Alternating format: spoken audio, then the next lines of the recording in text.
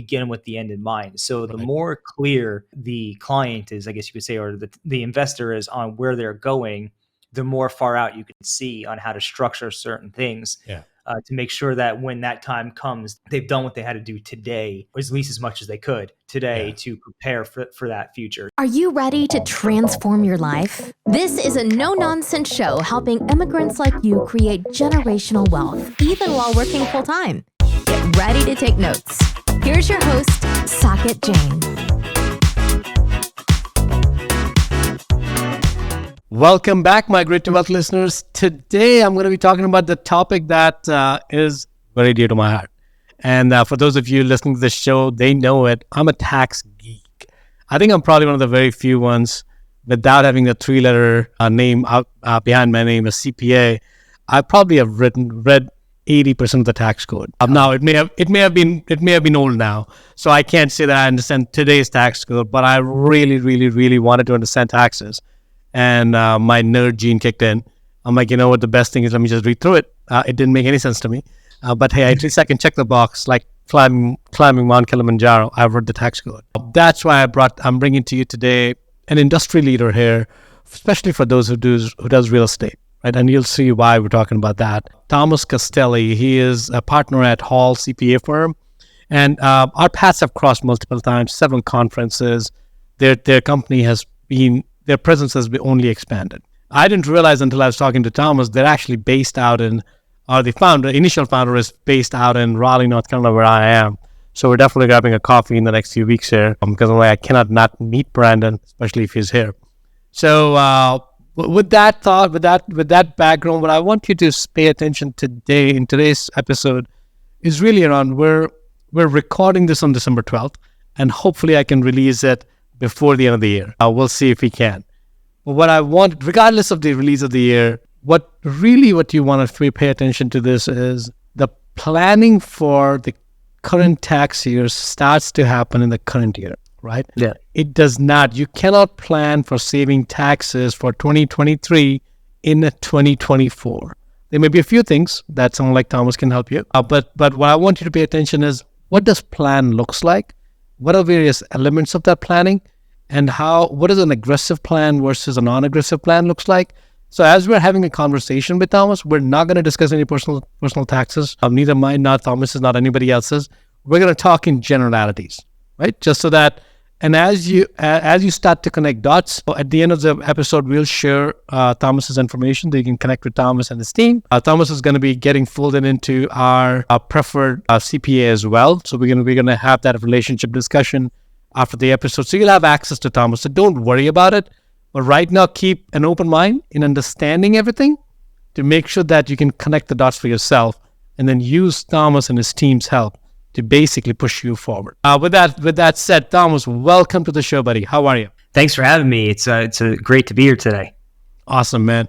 Thomas, let's open it up, man. And through your story, your introduction will unfold. Before we actually talk about you, I want to talk about when you heard the term migrate to wealth, and as you think about it, what does it really mean to you? So migrate to wealth, when I think of that term, I think about transition or transformation from perhaps not being wealthy into becoming wealthy. And for me, that means taking income that you might be generating and pouring it into assets that presumably are going to be appreciating and that you can use to generate cash flow. And perhaps as they're appreciating, be able to tap into those assets, using leverage to pull cash out, perhaps to even continue building your portfolio. That's kind of what initially came to mind. Yeah, love that, Thomas. So tell us your migration into wealth journey, where it got started. You were 4-year-old. You always wanted to be a CPA, I'm assuming.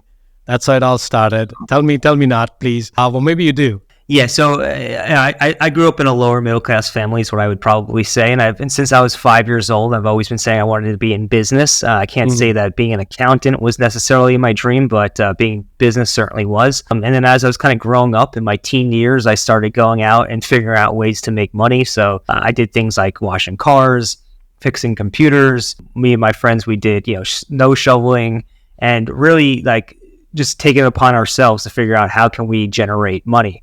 Right. And from there, as I kind of went through my teen years, I actually wanted to just go full blown into entrepreneurship and be in business. And basically, between my parents, my friends, my teachers, and so on and so forth, they all like pretty much convinced me that college was the way to go. So I went ahead and went to school for accounting ultimately. And during I think it was my sophomore year, maybe, I picked up the book Rich Dad, Poor Dad, and started reading that. And I know it's an entryway for a lot of people in the field of real estate.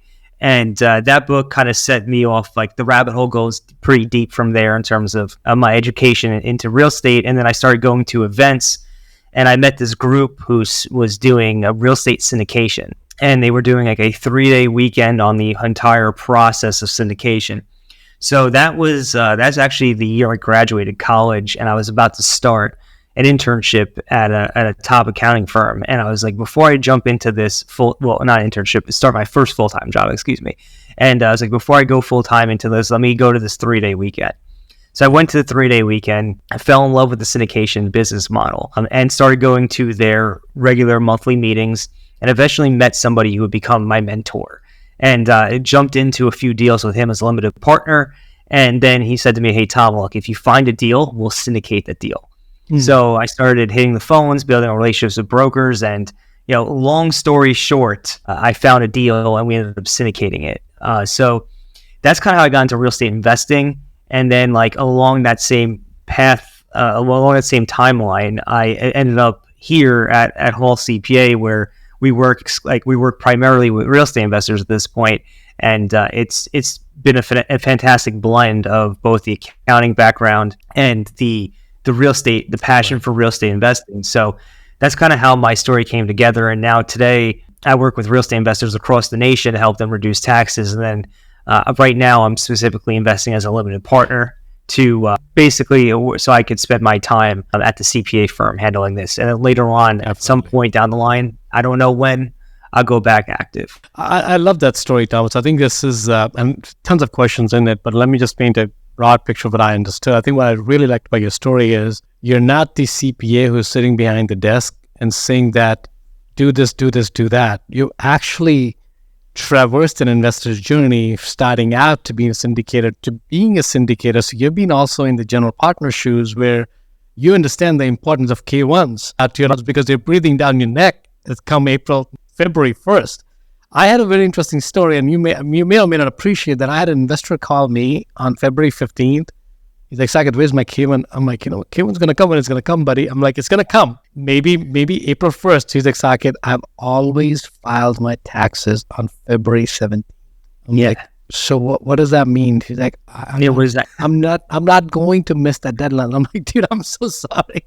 I almost laughed at it, but then I'm like, what did you just say? That's not something I even thought about when he was doing syndications. I'm like, why would somebody stick to that deadline? I think it's because people stick to things differently. People, it's very habitual for a lot of people. And a lot of people, the IRS, the government gives them a deadline. They feel like they have to stick to it. And we get that a lot in this world of syndications, because a lot of people who jump in as a limited partner typically are used to investing in stocks, bonds, mutual funds, index funds, and they get their 1099-Bs and all those documents at the tail end of January, and they're ready to go file their tax returns. Now, all of a sudden, they jump into the world of real estate syndication, or even real estate in general in some cases, and they get these K1s that they have to deal with, and they're a little taken back by the fact that the K1s may not come until March 15th or sometimes much later. I mean, there's been years where I've been waiting until like September. September. Yeah. And it's commonplace actually in this world. It's not uncommon. Some people are, get very used to. In fact, I've been extending my tax returns since like 2014. So it's very common. I think now I have a habit. I won't file. I won't even think about tax unless I owe, which I rarely do. I'm not even thinking about the taxes until October 15th. It's automatically extended. But Thomas, before we go into that, let's talk about one thing. When you were looking at the syndication or starting your first job, what about syndication caught your attention or caught your interest? And why did you not want to wait? Because a lot of people And the reason, let me give the context of that question, is a lot of people will say that, well, let me just do the first year of job. Let me get the hang of it. And then let me try this. And then I'll open myself up to that, which sometimes never happens unless something life event happens to them. What made you go a different route? Yeah, I think it was a number of things. I think the first thing was like the actual business model of syndication, raising capital, adding value to assets, and really building wealth. I think that part was a big component of it. But also, it was like I really wanted to be in business. I didn't. Being an accountant wasn't my dream, right? Being in business was. So I felt like when I looked at that opportunity, I was like, this is really what I want to do. And I kind of gravitated towards it. And, being younger, I was, in my 20s at the time, I just was very ambitious, didn't really know left from right in some ways. So I just said, you know what, I'm going to jump on this opportunity while it's in front of me. And I think that's what sparked it for me. Got it. I love that. So Thomas, let's jump into the nitty-gritties of taxes, man. And before we go to taxes, I want to separate, clearly demarcate the difference between tax planning and tax filing. Right. Can you talk about that a little bit? Yeah. So to start with tax preparation, I think it's what everybody's familiar with. So when you file your tax returns, it's basically a report card, if you will, of the activities that you participated in the year before. So the income, expenses, deductions, credits, so on and so forth from what you did last year, right? That's what it is, and it just gets reported on your tax return, and that it gets sent to the government. Meanwhile, whereas tax strategy is looking at your situation, looking at what activities you have going on, and it's saying, well, based on what you have going on, real estate, your job or business, what have you, here are the various strategies and tactics that you can use and do throughout the year so that you can influence your tax position when it comes time to filing your tax return. So whereas tax preparation and filing is just a report card, it's what you actually do throughout the year that influences that report card, and that's where tax strategy and planning comes in. It's looking at that. It's something to point out here is it's usually a proactive thing. Like you mentioned before at the beginning of the show, once the year kind of closes out, there are some things you can do to impact your tax situation from that prior year. However, for the most part, that year's closed, the book is done. You have to really you have to start proactively looking at what you can do. I think that's a good way to look at it. Tax preparation is looking back, and looking back, there's very few things you can do. But tax planning is looking forward. And I would venture out to go. I don't know if that's true or not. You tell me if I'm making a mistake in saying that. Sometimes tax planning is not just for 1 year ahead; it's for 5 years, 2 years, 10 years ahead. Because there's a lot of different things that are happening in a lot of different people's lives. Like there's one person that I'm helping right now in helping them define their strategy. They're thinking of selling the business, right? Yeah. And it's a multi-year process to make sure that everything is set up correctly, everything is structured appropriately, the entity structures are correct. Of course, the books and everything has to be right. That's a different thing. But how does that exit not only financially impact them, but also psychologically? Right? You want to make sure they're ready for that exit, because most people after the exit go to identity crisis. So the dream that they have built, now that dream they've achieved it, but they don't have anything else to look forward to next. So kind of helping them through the entire thing. A lot of that is part of the planning and the strategy sessions. So Thomas, when you work with people, it's a leading question. Which part do you heavily bend towards? Tax preparation, tax planning? You split them 50-50? How do you work with people? Yeah, so where I started at the firm, I started doing tax planning. I was a tax advisor, so I had to work with people almost exclusively on the planning aspect.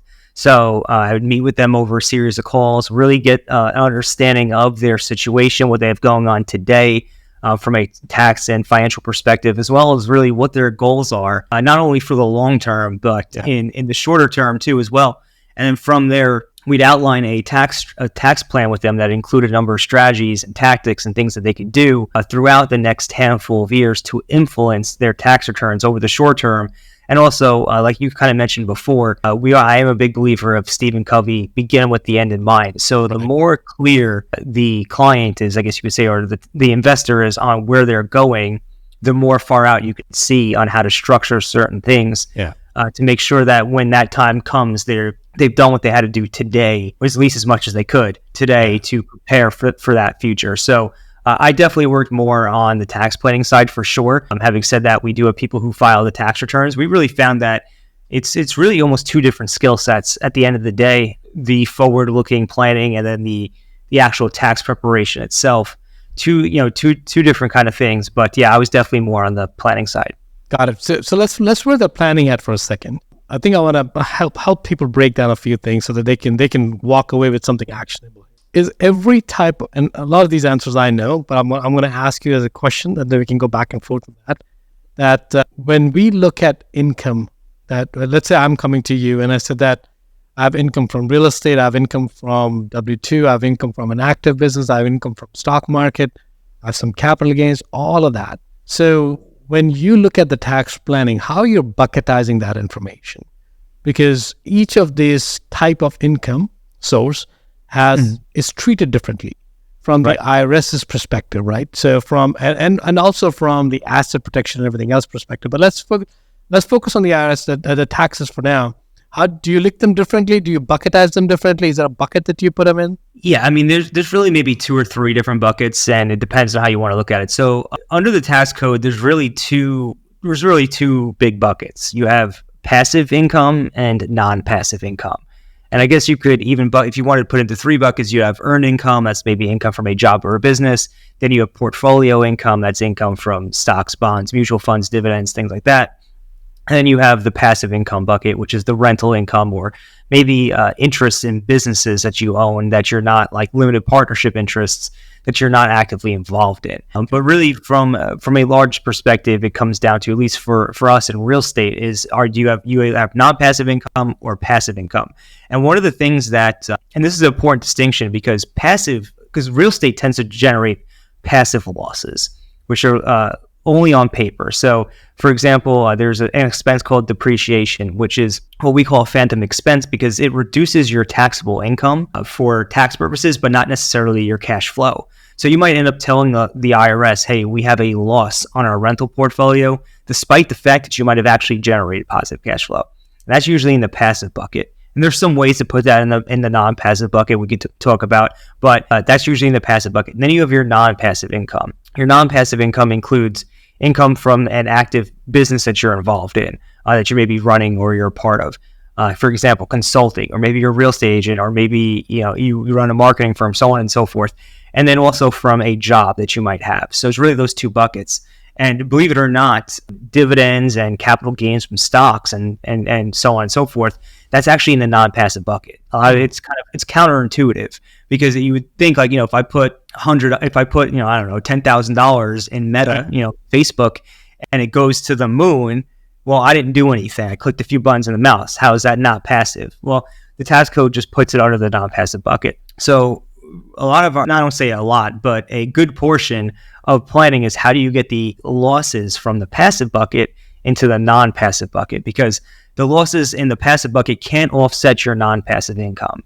And so what ends up happening is you have investors who have a lot of income in the non-passive bucket and a lot of losses in the passive bucket, but they can't use the passive losses to offset the non-passive income. So there are ways around that, and that's a big part of what we do.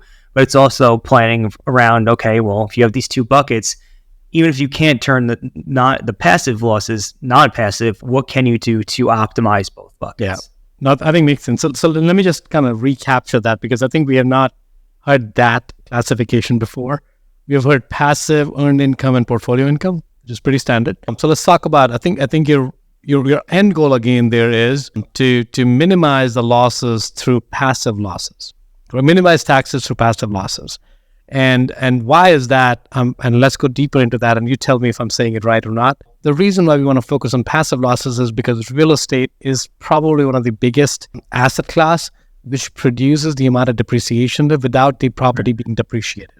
Chances are you bought a $2 million building, even though you're fully depreciated, you can still sell it for $10, $15, $20, $30 million. if the market is on the swing.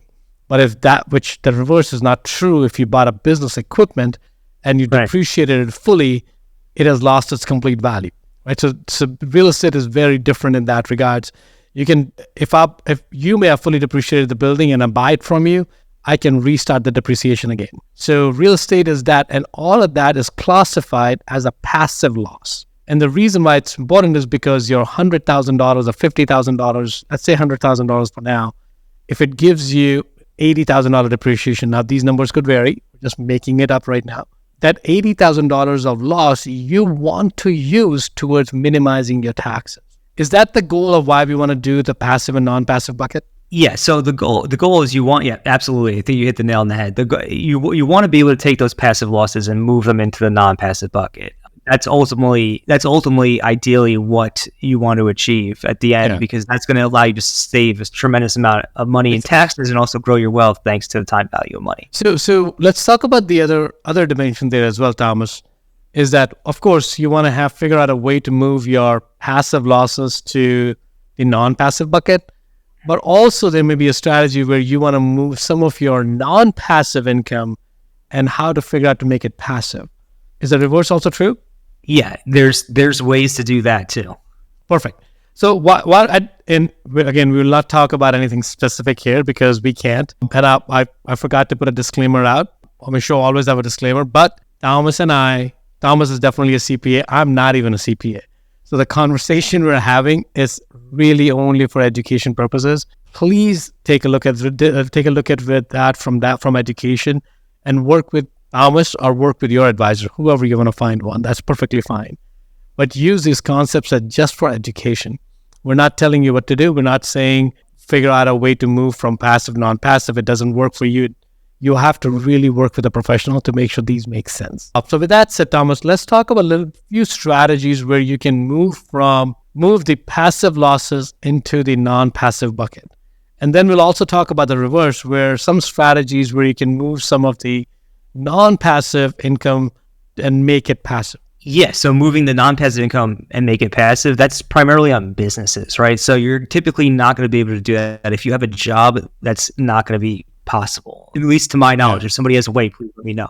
But basically, and that's because there's something called material participation. And that's under Section 469 of the tax code, which is where you'll find the passive activity loss rules. And it says that if you have a business that you do not materially participate in, then it's in the passive bucket.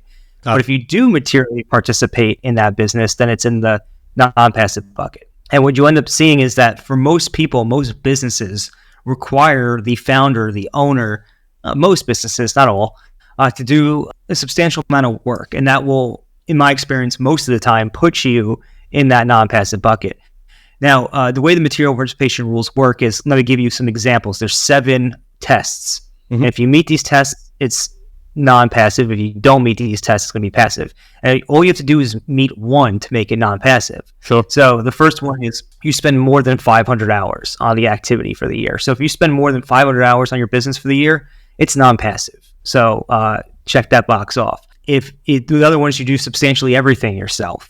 So if you're like a consultant or you're like a real estate agent, something along those lines, chances are you're going to fit into that bucket and to that test.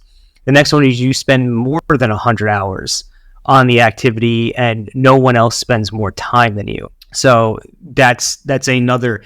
So these are pretty low thresholds, right, to make it non-passive. Yeah. And then there's some more. I'm not going to go through all of them for the sake of brevity here, but there's some more obscure ones where if you work in the business for 3 out of the last, I think it's 5 out of the last 10 years, if I'm not mistaken, then it's going to be considered non-passive, even if you don't meet one of the other tests in that year. So the reason why those rules were designed the way it was is to stop you, say, from starting a business.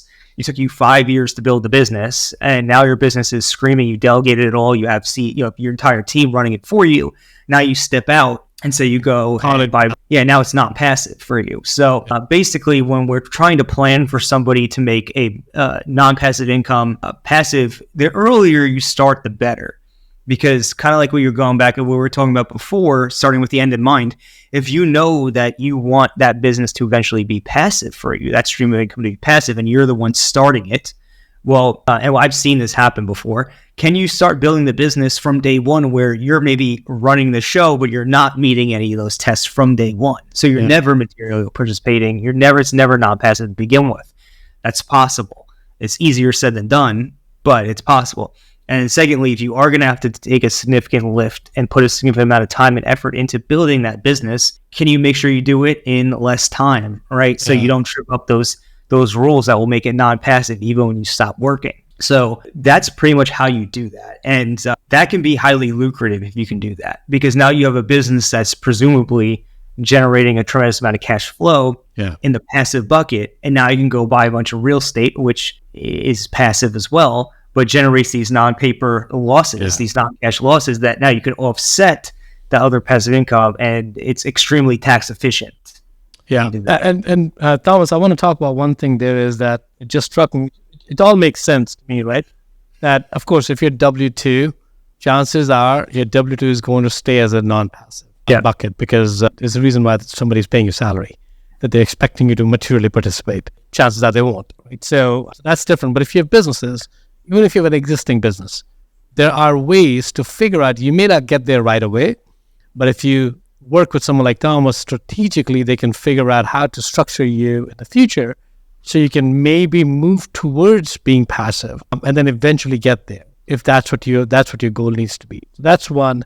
I think on the passive side, I know your focus is real estate, but I actually want to put a different angle towards it. I think what we're looking after maximizing depreciation through passive investments, because, car washes, is car wash a real estate business? One could argue, but it also is operations. It spits out a lot of depreciation. Right. Your ATM businesses.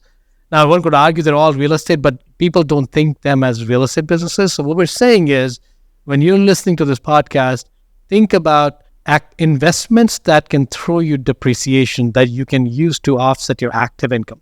That's the recipe, right? That's like the formula that we want to do. That's a framework, a thinking framework that you want to continue using. So when we talk about now passive losses, how can somebody, because the passive losses can only offset passive income, how can you convert that? How can you cross the chasm and start offsetting your non-passive income? Yeah, that's a great question. So with the tax code, we go back to what is considered a passive activity, right? It's going to be all rental activities are passive by default. Like, that's already passive no matter how much time you put into that. And I'll get into the exception in just 1 second.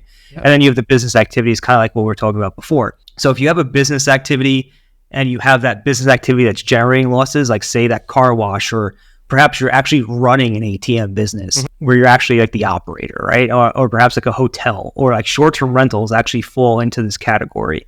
If you have a short-term rental property, like a vacation property that has an average period of customer use of 7 days or less, it's a business, right? It's still real estate, but it's now considered a business. And if you're materially participating by meeting one of those tests I mentioned before, now those losses could be non-passive. So that's one way to do it. Materially participating in businesses. Now, when it comes to real estate, things get a little bit more challenging. When you have a real estate business, if you're a high income earner, which I know a lot of the listeners here are, the only real way to do it, or practical way to do it, is by qualifying as what they call a real estate professional. Now, to qualify as a real estate professional, you need to spend more than 750 hours and more than half of your total working time in a real property, trade, or business. Yep. So you effectively have to, I always say it's not quite, but you have to be working full-time in real estate effectively. And that's how you qualify as a real estate professional.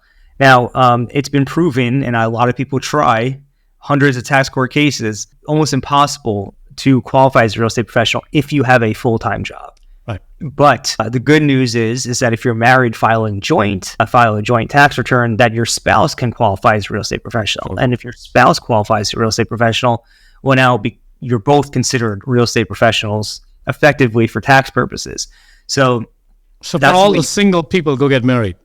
Right. No, it's not bad advice. We've actually had people get married for that strategy. I've seen it. I was just joking. That's interesting. I've seen so we anecdote. We were on a tax call once with somebody. They come back for their next call and they say we got married. I'm like, oh my god. Oh, you give them tax advice. They come back and they're married. And so, but no, seriously, it's been done before. So let's talk about that. So I think so the holy grail here seems to be that if you can qualify as a real estate professional, a lot of the things get unlocked for you, right? At least from the within the tax savings world. So now we're saying is that you don't have to worry about converting your businesses to passive. If you want to do great, but what you're saying is you're now focusing really on maximizing your passive losses. And just because you have the real estate professional and the passive loss doesn't necessarily have to be coming from real estate. It could be coming from any activity, any businesses. Let me clarify. Let me clarify that. So the passive losses when you're a real estate professional only turn your rental activities non-passive. To be clear, so there's two buckets, right? You in passive activities, you have your businesses, and then you have your real estate. If you qualify as a real estate professional, your rental real estate is not passive. Your businesses still have to follow those. Correct. No, I think that makes sense. So now how does the next big question? I know it was a leading. You led me to there.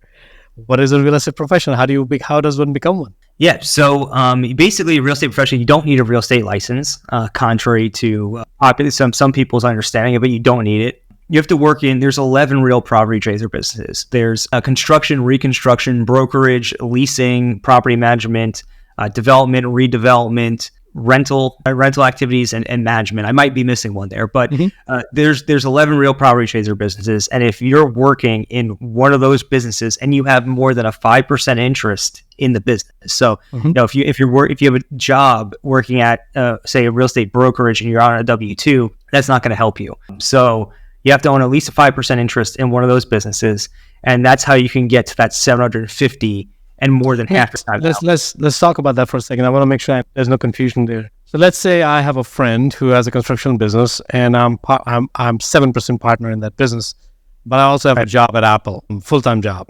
Do I qualify as a real estate professional or do I not? So you have a 7% interest in your friend's business, a real estate business. Well, then it comes down to, are you spending more than 750 hours and more than half your total working time in that business? If you have a job at Apple, I don't know what the job requirement, the hours are at Apple, but I'd have to imagine, just from my experience, probably not. Probably not. Yeah. Okay. I'm going to use Apple as an example because a lot of the listener base is working at one of these big companies. So they're working more than 8 to 10 hours a day, if not more. Okay. Yeah. So you work. So let's talk about that. So can anyone become a real estate professional if they don't have a W-2? Could anybody? Yeah. Theoretically, if you meet those two requirements, 750 hours and more than half your total working time in a real property trader business, you could become a real estate professional.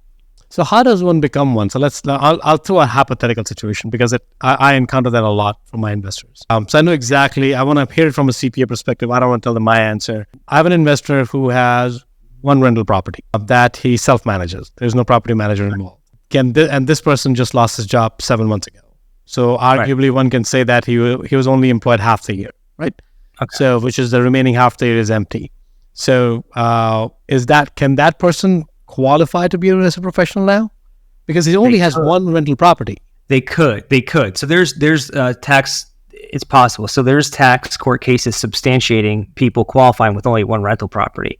But the question is, how much work is there involved? Like, to get to 750 hours credibly in front of the IRS and tax courts, are you renovating that property? Is it a multifamily property where there's 20, 30 units, where there's substantial amounts of maintenance that you have to upkeep, and leasing activities that you're involved in? So it really depends. If you just have one single family rental property you bought and there's not that much work that goes into it, it's going to be extremely challenging it's extremely hard to do it, but it is possible with one property.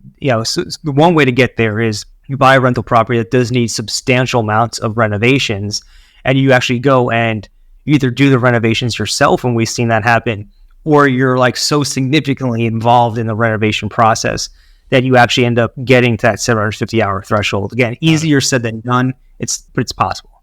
Okay, got it. Yeah, I think that really is. So really it's an hours test, correct? It's not, even if you have a partnership in some businesses, you still have to spend hours, right? Right. So let me throw another example, because case studies work the best. There's somebody who has no job right now, but they lost a job on December 31st. It's the worst time to lose a job, but they did.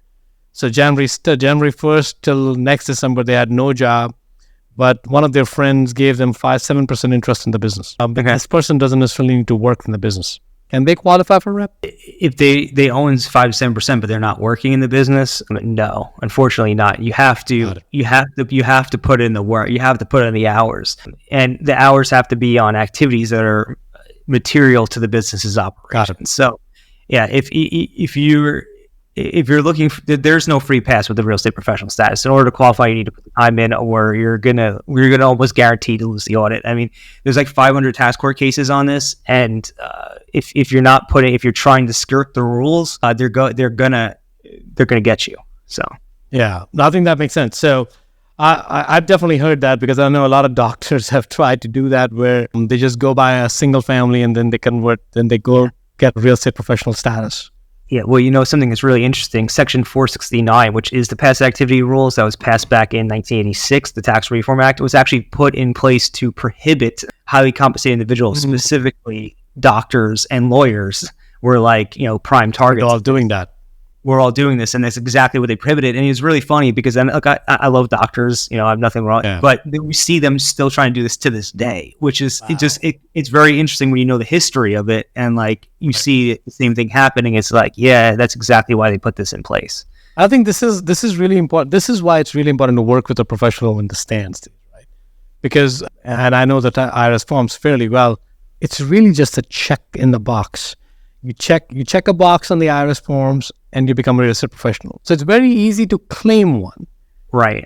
The claiming is never a hard thing. I think what Thomas is saying is, really, if you were to be audited, and chances are all of us will be at some point, if you were audited, then can you hopefully you never get audited, but if you do, can you substantiate that in the court of law in front of the IRS, saying that this is why I claimed it? Because, Thomas, what is the penalty of you claimed it, but you didn't qualify? So one thing so oftentimes these audits don't come in that year. They come several years down the line, sometimes 2 or 3 years or more down the line, depending on the cases. And by that time, if you do lose that audit, you're going to owe the IRS back taxes, plus penalties, plus interest. And that all adds up. It could be substantial. So you don't want to catch yourself in that situation, especially today. We're recording this at the tail end of 2023 here. Interest rates on the IRS are substantial now. It's not like it was 2 or 3 years ago where you're paying the IRS 3% interest. Now it's I believe it's around 8%. So you're paying back the taxes you should have you would have paid had you not claimed a real estate professional status, on top of penalties, on top of interest, and depending on how long down the line that is, it could be it's going to be a substantial sum of money. Yeah, so you have to be very careful. I think real estate professional, as I tell all of my investors, it's a very powerful strategy, but you need to work with a professional to make sure you qualify one and you can substantiate it, and they'll help you with how to do that. I know you guys, Thomas, you have so much material online to basically tell people. You actually do seminars and webinars to tell the power of the rep and what not to do, and and there's so much that you guys have pushed. So thank you again for doing that. So Thomas, we can go on and on, man. I love this. I'm a tax nerd, as I said. We can go on and on. I have several questions in my head right now. But we're going to actually pause because I know you have a hard stop as well. And I want to respect that. So jumping towards the next part of our session here, Thomas, as in there's a 25-year-old Thomas listening to this show somewhere in the world, maybe in the US. What's one insight you can give that person that can alter the trajectory of their life for good? I would say don't go the safe path, right? Just if you want to go into business, jump into business. You have plenty of time to do it. I mean, if I had to go back and tell myself, I would not have went to college. I would have probably just jumped right into the real estate game right away and became an agent, learned if you would have became an agent, right? You're going to learn so much about business, marketing, salesmanship. That's going to set you up for the rest of your business career. But not only that, you're going to understand the real estate game, and you could invest in real estate a lot more intelligently and build your wealth that much faster. So if I had to go back in time, I would tell myself not to go to college. And especially if it was today, I definitely would not go to college. There's so many other ways that you can get education. And that's just me, right? Like a college is great if for certain professions, right? If you're going to go into law, you're going to become a doctor, then college is the way. But like, if you're going into the business, that's what I would tell myself. Love that. And I think you lived that life. So it's not like you didn't. That's what led you to this. So appreciate you sharing that. Thomas, the next question, or the last question predominantly, is also going to be more around, as you reflect on a lot of your investors that you're working with, a lot of other people that you've interacted with, where do you feel there's a gap in humanity there that we should strive as a community to close that gap in the next few years, next few decades, maybe? Yeah, I mean, I think there's just, that's a good question. I think there's a big gap in, it's such a good question. It's a thought-provoking question. I think there's a gap in education. I think primarily, I think there's a big gap in a lot of people, and this might be cliche, are still living that old world mentality. Like we're going to 2024, we're in the information age, almost to the point where we're going to the age where we have AI and artificial intelligence. Like, you don't need, almost going back to what I said before, you don't need to go to college, right? There's so many different ways you could transition. So I think just bringing people from an education standpoint into, revamping the education system to bring people into a more modern world, the world we live in today, not the world we lived in 100 years ago, right, is probably the biggest gap that just, immediately comes to mind. No, makes sense, Thomas. I think I can actually attest to that because I'm a product of education. I wouldn't be talking to you if my mom and dad growing up in India didn't put a lot of emphasis on the education. That really got me through. Yeah. But now with the stage I'm in, I have a different platform than my parents had. Is the current education system going to serve us?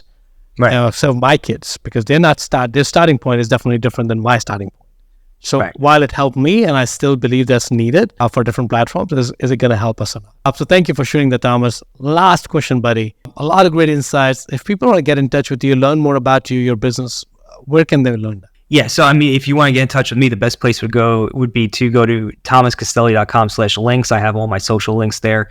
But if you're looking for real estate resources, you want to learn how to reduce taxes, we do have a community which you could join and get access to a lot of the strategies and stuff we talked about here and a lot more in depth.